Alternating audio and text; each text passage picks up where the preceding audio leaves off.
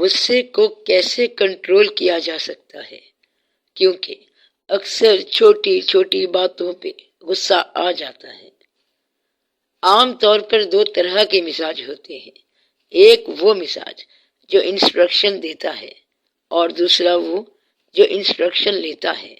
Instruction دینے والا مزاج جو ہوتا ہے وہ جہاں خامی دیکھتا ہے وہاں اصلاح کر دیتا ہے۔ اصلاح کرنے والا سڑک کے درمیان ایک اینٹ پڑی دیکھے گا تو اٹھا دے گا۔ اصلاح لینے والے عام طور پر کسی دانا کے گرد بیٹھتے ہیں اور پوچھتے ہیں کہ بابا جی آپ کوئی بات بتائیں، زندگی کے کوئی تجربات ہی بیان فرمائیں۔ تو انسٹرکشن لینا ایک مزاج ہے اور انسٹرکشن دینا بھی ایک مزاج ہے۔ جب مزاج کی بات سمجھ آ گئی ہے تو اب غصے کے بارے میں دیکھو۔ وہ آدمی جو انسٹرکشن دیتا ہے اس کے لیے حکم ہے تو غصہ نہ کیا کر، اور جس کو کوئی تکلیف ہوئی ہے اسے کہتے ہیں کہ تو بھی غصہ نہ کر۔ تو غصہ نہ کرنے کا حکم ظالم کے لیے ہے اور یہ حکم سائل کے لیے ہے۔ اچھا ٹیچر وہ انسان ہے جو تعلیم حاصل کرنے والے انسان کی نالائکی پر غصہ نہ کرے۔ اگر شاگرد نالائق رہ گیا ہے تو یہ تو اس کی اپنی نالائکی ہے۔ مقصد یہ ہے کہ اگر بچہ تعلیم میں شوق نہیں دکھا رہا تو یہ اس استاد کی اپنی نالائکی اور نااہلی ہے کہ وہ بچے میں کیوں شوق پیدا نہیں کر رہا۔ دوسرا کام بڑا مشکل ہے کہ دوسرے کی پوزیشن میں جا کے یہ سمجھنا کہ اسے کیا پریشانی ہے۔ دوسرے کو اس کی پریشانی اور اس کی لمیٹیشن کے اندر سمجھنا بڑا مشکل ہوتا ہے۔ ہم غصہ کرتے ہیں دوسرے کی نااہلی پر اور اس کے ایک ایسے عمل پر جس کی ہمیں توقع نہیں ہوتی کہ وہ ایک ایسا کام کرے گا۔ مثلا ہم چاہتے ہیں کہ وہ بندہ مسجد چلا جائے مگر وہ سینما چلا گیا تو غصہ تو آئے گا۔ تو غصہ کیوں آیا؟ کیونکہ جو ہمیں توقع تھی اس نے اس کے برعکس کام کیا۔ در حقیقت مسجد میں اٹریکشن زیادہ ہے مگر اس بچے کو سینما میں اٹریکشن زیادہ مل گئی تو پھر وہ مجبور ہو کے ادھر چلا گیا۔ آپ نے اس کو دین کی اٹریکشن نہیں دی، آپ نے اسلام کو بچے کی زندگی میں فعال اور متحرک عمل نہیں دیا، صرف حکم دے دیا کہ یہ کرو اور یہ نہ کرو۔ اس لیے نصیحت کرنے والا جب تک اپنی زندگی کو ایک محبوب نمونہ نہ بنائے اس کی بات پر خوشی سے کوئی عمل نہیں کرے گا۔ اپنی زندگی کو جب تک آپ محبوب نمونہ نہ بناؤ گے تو آپ کو دوسرے سے گلہ ہوتا رہے گا، دوسرا آپ کو فالو نہیں کرے گا۔ تو لوگ کس کو فالو کرتے ہیں؟ جو ان کے لیے محبوب نمونہ ہو، اور کمال ہے ان لوگوں کی جو محبوب نمونہ تھے کہ ہم آج اس دور میں بیٹھے ہوئے بھی ان کی تعریف کر رہے ہیں۔ آپ مولا علی علیہ السلام کی شان میں تعریف کرتے ہو کہ کیا گریٹ شخصیت تھی، یعنی ان کا کردار یہاں تک اونچا ہے کہ آپ بھی اس کی تعریف کرتے ہو۔ اسی طرح آپ داتا صاحب رحمت اللہ کی بھی تعریف کرو گے کہ کیا شان تھی، کتنا مستند ہے یہ ماضی۔ یہ بڑے کمال کی بات ہے۔ کوئی بھی درویش اب لاہور میں داتا صاحب رحمت اللہ کے لیول کا نہیں آ سکتا۔ یہ بڑے کمال کی بات ہے۔ مطلب یہ ہے کہ داتا صاحب رحمت اللہ اپنی سند آپ ہیں اور اب ان کی تقلید ہی سے راہ مل سکتی ہے۔ اب کوئی اس مقام سے آگے نہیں جا سکتا۔ وہ بڑے کمال کے لوگ تھے۔ آپ کو کہہ دیا جائے کہ آپ کا مقام آپ کے پیر سے زیادہ ہو گیا ہے تو آپ کیا کہیں گے؟ ہم نہیں چاہتے۔ یہ پیر کا کمال ہے کہ وہ ایسا عمل کر جائے اور اپنی زندگی کو ایسا نمونہ بنا جائے، اتنا محبوب نمونہ بنا جائے کہ ان کے چاہنے والے ان سے آگے بڑھنے کا خیال بھی گناہ سمجھتے ہیں۔ یہ کمال ہے۔ جب نمونہ قبول ہو جائے اور وہ محبوب نمونہ ہو تو پھر اطاعت خوشی سے ہو جاتی ہے۔ آپ بات سمجھ رہے ہیں؟ تو اطاعت اتنی ولنگلی ہو جاتی ہے کہ کسی کو غصہ کرنے کی اور گلہ کرنے کی گنجائش نہیں رہتی۔ آپ لوگ ایسے ہوتے ہیں کہ سچ بھی بولتے ہیں اور ان کو انسٹرکشن بھی دیتے ہیں اور چاہتے ہیں کہ آپ کی اطاعت کی جائے، جبکہ آپ ان کے لیے محبوب نمونہ نہیں ہوتے۔ یہ اصل میں آپ کی نااہلی ہے۔ یہ جو آپ غصہ کر لیتے ہو اصل میں آپ کو اپنی نااہلی پہ غصہ آ رہا ہوتا ہے۔ یہ ثبوت ہے آپ کی نااہلی کا۔ نااہل استاد بچوں کو تھپڑ مارتا ہے۔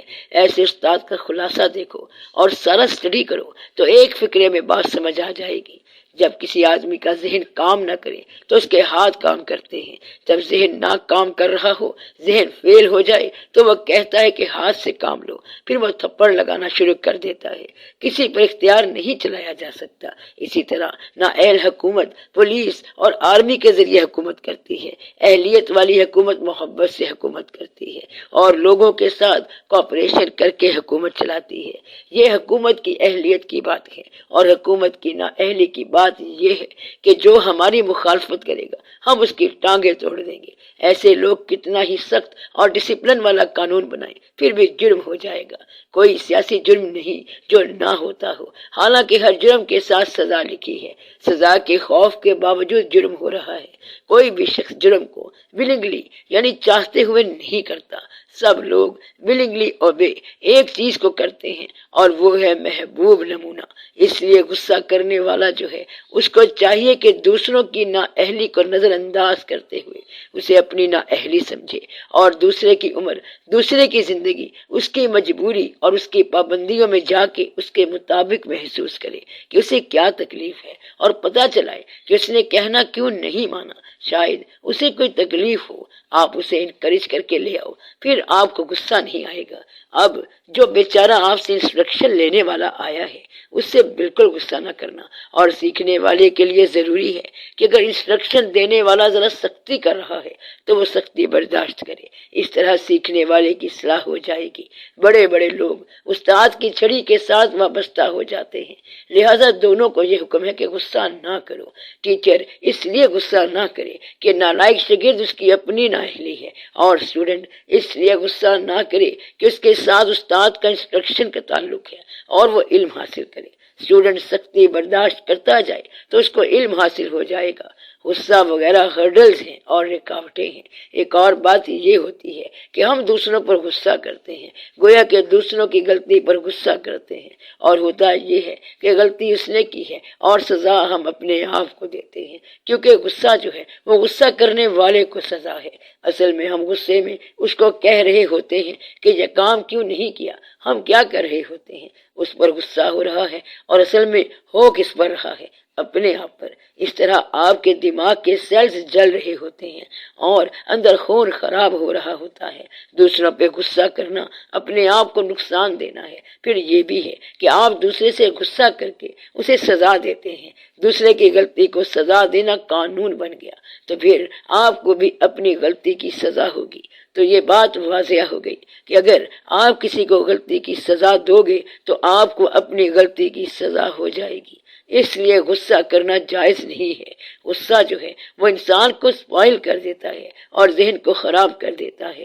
جب غصہ ختم ہو جاتا ہے تو انسان کہتا ہے کہ یہ میں نے کیا کیا۔ اکثر غصے کے عالم میں انسان اپنا نقصان آپ کر لیتا ہے۔ ایک بڑی اہم بات یہ ہے کہ غصہ کبھی کسی آدمی پر اس وقت تک نہیں آئے گا جب تک اس سے نفرت نہ ہو جائے۔ غصے کے دوران محبت ختم ہو جاتی ہے۔ چاہے باپ بیٹے کا غصہ ہو، غصے کے دوران نفرت ضرور آئے گی۔ یہ غصہ دراصل محبت کا دشمن ہے، کیونکہ محبوب پر کبھی غصہ نہیں آتا۔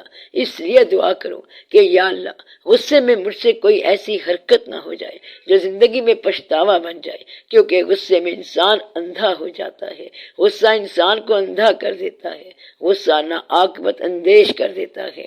غصہ جو ہے یہ غصہ کرنے والے کو سزا دیتا ہے۔ جو کسی پر غصہ کرتا ہے اس پر بھی کوئی نہ کوئی ضرور غصہ کرے گا۔ لوگوں کو معافی دے دو اور ان کی غلطیوں کو اور کوتاہی کو معاف کر دو۔ اگر کسی شخص سے آپ کو نفرت ہے تو نفرت تو ہے ہی صحیح، اب غصہ تو نہ کرو۔ بعض اوقات غصہ اس لیے آتا ہے کہ یہ شخص ہماری خواہش کے مطابق نہیں چل رہا۔ اگر ایسا ہوتا تو ہر مولوی کا بیٹا مولوی ہوتا اور ڈاکٹر کا بیٹا ڈاکٹر ہوتا، لیکن ایسا نہیں ہے۔ ڈاکٹر کا بیٹا انجینئر بن جاتا ہے یا کوئی اور شے بن جاتا ہے۔ اس لیے آپ کا غصہ سب بیکار ہے۔ ہر آدمی اپنا مقدر لے کر آیا ہے، ہر آدمی اپنا کیریئر لے کے آیا ہے اور اپنا مزاج لے کر آیا ہے۔ اکثر ایسے ہوتا ہے کہ بچے کے ذہن میں باپ کی زندگی اتنی قابل محبت نہیں ہوتی۔ دو بھائی تھے، ایک نوکری کرتا تھا اور دوسرا مزدوری کرتا تھا، اور نوکری والے بھائی نے مزدور بھائی سے کہا کہ یہ تو سارا دن جو ٹوکری اٹھاتا رہتا ہے اسے بند کر اور عزت کی نوکری کر۔ دوسرے بھائی نے کہا ایک بات میری بھی سن لے، عزت کی محنت کر اور اس بیماری سے بچ جا، یعنی نوکری کی غلامی سے بچ جا۔ تو دونوں بھائیوں میں سے ایک کے ذہن میں اور معیار ہے اور دوسرے کے ذہن میں اور معیار ہے۔ ایک کہتا ہے کہ مزدوری عزت والی ہے اور نوکری غلامی ہے، اور دوسرا کہتا ہے کہ مزدوری ذلت ہے اس لیے نوکری کرو۔ تو ہر بندہ اپنے اپنے مدار میں گردش کر رہا ہے، جس طرح ہر ستارہ اپنے اپنے مدار میں گردش کر رہا ہے۔ کوئی گھر بیٹھنے والا ہے، کوئی مقیم ہے اور کوئی مسافر ہے۔ اس لیے یہ ایک پیراڈاکس ہے۔ آج کل کامیاب ڈاکٹر وہ ہوتا ہے جس کے بہت مریض ہو، اور پہلے دور میں ڈاکٹر ایسی دوائی دیتے تھے کہ پھر سے بیماری نہ ہو۔ ایک آدمی نے دوسرے سے کہا آج اللہ نے بڑا کرم کیا ہے کہ بڑی بکری ہو رہی ہے۔ دوسرے نے کہا آج تو نے بڑی لمبی چھری چلائی ہے اور بڑا منافع لیا ہے، تو بڑا ظالم ہے۔ تو اس لیے ظالم ہے کہ اتنا منافع لیتا ہے اور کہتا ہے یہ ہے کہ اللہ کا کرم ہو گیا، مگر تجھ پر اللہ کا کرم نہیں ہوا، بلکہ کرم واپس چلا گیا کہ تو نے یہ کیا کام کر لیا۔ اسی طرح ایک شخص نے کہا کہ پیر صاحب نے بڑی مہربانی کر دی، سارے کام ہونے شروع ہو گئے اور مکان بننے شروع ہو گئے۔ دوسرے نے کہا کہ تیرا پیر تیرے پہ ناراض ہے، کیونکہ اگر پیر صاحب راضی ہوتے تو تیرا مکان ہی غائب ہو جاتا، کیونکہ وہ تجھے اللہ کی طرف رجوع کرا دیتے۔ تو یہ ہر شخص کی اپنی مرضی ہے کہ وہ کیا پسند کرتا ہے اور کیا چاہتا ہے۔ غصہ عام طور پر کب آتا ہے؟ اگر زندگی میں کوئی راستہ رک جائے، کوئی خیال رک جائے، کوئی توقع کچھ عرصے کے لیے ٹل جائے، یا کوئی اچانک ناگہانی بات آ جائے۔ یہ ساری باتیں زندگی کے اندر لکھ دی گئی ہیں۔ اکثر اوقات ایسا ہو سکتا ہے کہ سکیمیں فیل ہو جائیں اور کبھی توقع پوری نہ ہو اور دوسرے آدمی پر آپ کی مرضی نہ چلے، جس کو آپ نے بھیڑ بنا کے رکھا ہوا ہے۔ عین ممکن ہے وہ شیر کی زبان بول پڑے۔ ایک مرتبہ ایک شیر کا بچہ آ رہا تھا، ایک بڑے شیر نے دیکھا کہ ایک شیر کا بچہ بھیڑوں میں چل رہا ہے۔ اس نے کہا یہ تو شیر کا بچہ ہے، یہ یہاں کیسے، یہ میں کیوں کرتا ہے؟ شیر نے اس بچے کو پکڑا اور ایک ندی کے پاس لے آیا اور کہا نیچے دیکھو۔ پھر پوچھا کیا ہم دونوں ایک جیسے ہیں؟ اس بچے نے کہا ہم ہیں تو ایک جیسے۔ پھر شیر نے بھیڑ کو پکڑا اور کھا گیا۔ اس طرح اس بچے میں بھی شیر والی خصوصیت پیدا ہو گئی۔ تو اگر کوئی یہ بتانے والا ہو کہ گریٹنس کیا ہوتی ہے تو پھر گریٹنس آ جاتی ہے۔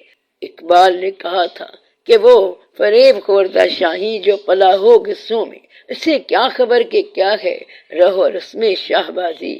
ایسا شاہین جو گدھوں میں پلتا رہا، اسے کیا پتا کہ شاہبازی کیا چیز ہے۔ اصل میں بعض اوقات گریٹنس اس لیے نہیں آتی کہ جہاں کچھ کرنا ہوتا ہے وہاں ہم غصہ کر لیتے ہیں۔ غصہ اس لیے ناپسند کیا گیا کہ یہ تمہیں جلا دیتا ہے۔ غصے میں انسان کو صحیح نظر نہیں آئے گا اور آپ کی آنکھوں پر غفلت کی چادر آ جائے گی۔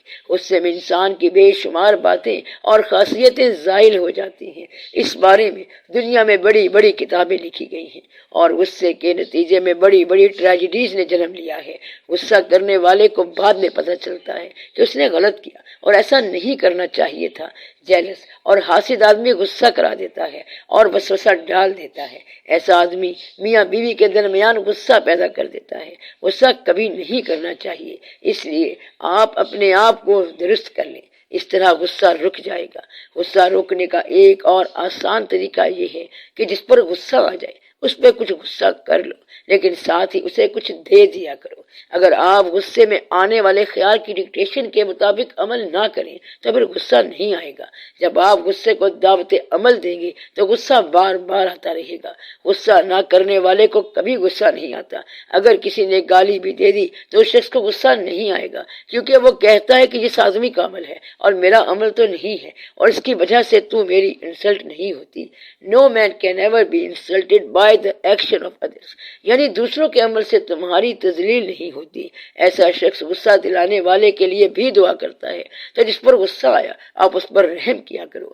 اللہ تعالیٰ نے حضور پاک صلی اللہ علیہ وآلہ وسلم کا ٹائٹل یہ بتایا ہے کہ آپ رحمت للعالمین صلی اللہ علیہ وآلہ وسلم ہیں۔ یہ گناہ ثواب جو ہیں یہ تو اللہ تعالیٰ نے بعد میں بتائے ہیں۔ توحید میں کیا ہوتا ہے؟ رب العالمین، اور رسالت میں کیا ہوتا ہے؟ رحمت للعالمین صلی اللہ علیہ وآلہ وسلم۔ یعنی کافروں کے لیے بھی رحم، شر کے لیے رحم، کائنات کے لیے، ہر انسان کے لیے رحم، بلکہ ہر شے کے لیے رحم۔ اللہ ہر شے کو پالنے والا ہے۔ وہ کہتا ہے کہ یہ لوگ تو مجھے مانتے نہیں ہیں، ماننے کی بات تو بعد میں دیکھی جائے گی، پہلے روٹی تو دو اس کو۔ یہ تو آپ کے بالکل مزاج کے مطابق نہیں ہے۔ اللہ تعالیٰ کو رب کہتے ہیں اور وہ رازق ہے، تو جو رزق بند کرے وہ رب نہیں ہو سکتا۔ رب ہے تو رزق دینے والا ہوگا، اس لیے سوال ہی نہیں پیدا ہوتا کہ اللہ کسی کا رزق بند کر دے۔ حضور پاک صلی اللہ علیہ وآلہ وسلم سے یہ توقع نہیں ہو سکتی کہ وہ رحم نہیں کریں گے۔ آپ صلی اللہ علیہ وسلم ضرور رحم کریں گے اور ہر ایک پر رحم کریں گے، چاہے وہ کوئی بھی ہو، کیونکہ آپ صلی اللہ علیہ وآلہ وسلم رحمت للعالمین ہیں صلی اللہ علیہ وسلم۔ مسلمان شاید دوسرے پر رحم نہ کرے، اس لیے وہ غصہ کرتا ہے۔ دین کا سطحی علم رکھنے والے زیادہ غصہ کرتے ہیں، دین کا سطحی علم رکھنے والے غصہ زیادہ کرتے ہیں۔ اگر دین کی گہرائی کا علم ہو تو پھر غصہ نہیں آتا۔ دین کا مکمل علم ہونا چاہیے اور گہرائی کے ساتھ علم ہو تو پھر غصہ نہیں آئے گا۔ آپ کو جب کبھی غصہ آ جائے تو پانی پیو اور لیٹ جاؤ اور ریسٹ کرو۔ اگر غصہ آ جائے تو درود شریف پڑھو، غصہ آ جائے تو زمین پر ہاتھ لگا کر کانوں پہ لگا لو جیسے مسح کرتے ہیں، اور خدا کو یاد کرو۔ ایک بادشاہ سلامت شکار کو گئے ہوئے تھے، پیچھے سے کنیز بادشاہ کے بستر پر آرام سے لیٹ گئی۔ بادشاہ واپس آیا تو کنیز کو بستر پر لیٹا دیکھ کر بڑے غصے میں آ گیا اور غصے میں اس نے کنیز کو مارنا شروع کر دیا۔ کنیز پہلے تو بہت روئی، پھر ہنسنے لگ گئی۔ بادشاہ نے پوچھا تو روئی کیوں؟ اس نے کہا مار بڑی پڑی۔ اب ہنستی کیوں ہے؟ میں یہ سوچ رہی ہوں ذل سبحانی کہ میں تو کچھ دیر اس بستر پر سوئی ہوں تو مجھے مار پڑی ہے۔ آپ تو روزانہ سوتے ہیں، آپ کو کتنی مار پڑے گی؟ یعنی اس کنیز نے پیغام دیا کہ اس بستر پر سونے کی سزا مجھے تو یہی مل گئی، مگر تجھے پتہ نہیں کہاں جا کے ملتی ہے۔ تو آپ غصے سے بہت پرہیز کرو، کیونکہ یہ انسان کو بہت ہی زیادہ خراب کر دیتا ہے۔ سوچنے کی صلاحیت ختم ہو جاتی ہے اور اپنا بیگانہ نظر نہیں آتا۔ حاسد لوگ غصے والے سے فائدہ اٹھاتے ہیں۔